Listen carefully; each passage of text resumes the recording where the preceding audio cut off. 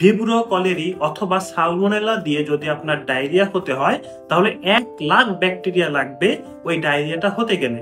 ডায়রিয়ার bacteria, virus বা protozoa গুলো আমাদের পেটে যে অ্যাসিড থাকে এই অ্যাসিডেই মারা যায়। ডায়রিয়ার পাশাপাশি যদি বমি থাকে, সে যদি মুখ দিয়ে কোনো কিছু নিতে না পারে, তখন সবকিছুই তার ভেইনের মাধ্যমে অর্থাৎ আইভি ফ্লুইড দিতে হবে।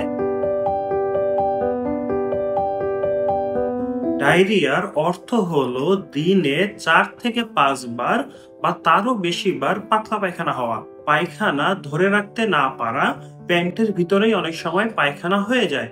পায়খানার সাথে যদি রক্ত যায় তখন সেটাকে আমরা ডিসেন্ট্রি বা আমাশয় বলে থাকি। সাধারণত ওয়াটারি বা রক্তবিহীন ডায়রিয়া হতে বেশি দেখা যায়। ডায়রিয়াকে আমরা দুটি ভাগে ভাগ করতে পারি, একটা হচ্ছে অ্যাকিউট ডায়রিয়া আর একটা হচ্ছে ক্রনিক ডায়রিয়া। ক্রনিক ডায়রিয়া মূলত যাদের আইবিএস থাকে তাদের দীর্ঘদিন ধরে পাতলা পায়খানা হয়, আর অ্যাকিউট ডায়রিয়া বলতে আমাদের মাঝে মধ্যে যাদের 1 সপ্তাহ 2 সপ্তাহ মতো ডায়রিয়া থাকে সেটাকে বোঝায়। ডায়রিয়ার কারণ কি? ডায়রিয়া মূলত দূষিত পানি, পায়খানা মিশ্রিত পানি ও বাসি খাবার দ্বারা হয়ে থাকে। এই ধরনের দূষিত পানিতে বিভিন্ন ব্যাকটেরিয়া, ভাইরাস ও প্রোটোজোয়া থাকে, যা খাবারের মাধ্যমে আমাদের পেটে গেলে পেটের ভিতরে ইনফেকশন করে এবং বিভিন্ন টক্সিন রিলিজ করে।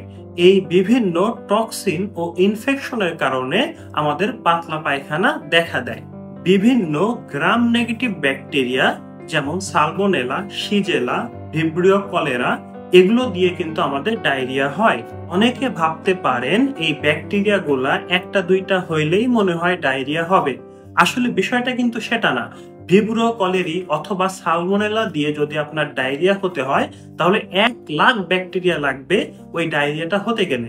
শিজেলার ক্ষেত্রে আবার এতগুলা ব্যাকটেরিয়া লাগে না, মাত্র 100টা শিজেলা ব্যাকটেরিয়া হলে আপনার ডায়রিয়া হয়ে যাবে। এছাড়া বাচ্চাদের ক্ষেত্রে রোটা ভাইরাস দিয়ে আপনার ডায়রিয়া হয়। অনেকের আবার ব্যাকটেরিয়া, ভাইরাস বাদ দিয়ে প্রোটোজোয়া দিয়েও ডায়রিয়া হতে পারে। সাধারণত ডায়রিয়ার ব্যাকটেরিয়া, ভাইরাস বা প্রোটোজোয়া গুলো আমাদের পেটে যে অ্যাসিড থাকে এই অ্যাসিডেই মারা যায়। কিন্তু যারা দীর্ঘদিন ধরে অ্যাসিড কমানোর ওষুধ খায়, অ্যান্টাসিড খায় বা গ্যাসের ওষুধ অমিপ্রাজল খায়, তাদের ক্ষেত্রে তো অ্যাসিডটা কমে যায়। অথবা যারা অ্যাসিড তৈরি করে না তাদের ক্ষেত্রে কিন্তু এই ব্যাকটেরিয়া, ভাইরাসগুলো মরে না। তাই যারা গ্যাসের ওষুধ খেয়ে পেটের অ্যাসিডটাকে কমিয়ে দিচ্ছেন তাদের ডায়রিয়া হওয়ার চান্স অনেক বেড়ে যায়। তো যার যেই কারণে ডায়রিয়া হচ্ছে সেই কারণ অনুযায়ী ট্রিটমেন্ট করতে হবে।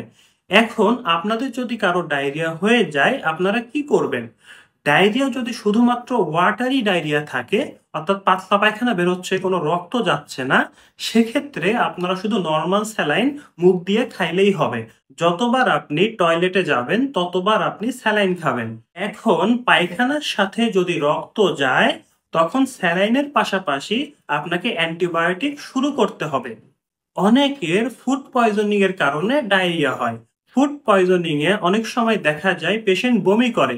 তো পেশেন্ট যখন বমি করবে তখন তো মুখ দিয়ে স্যালাইন বলেন, অ্যান্টিবায়োটিক বলেন, কোনো কিছুই খাইতে পারবে না।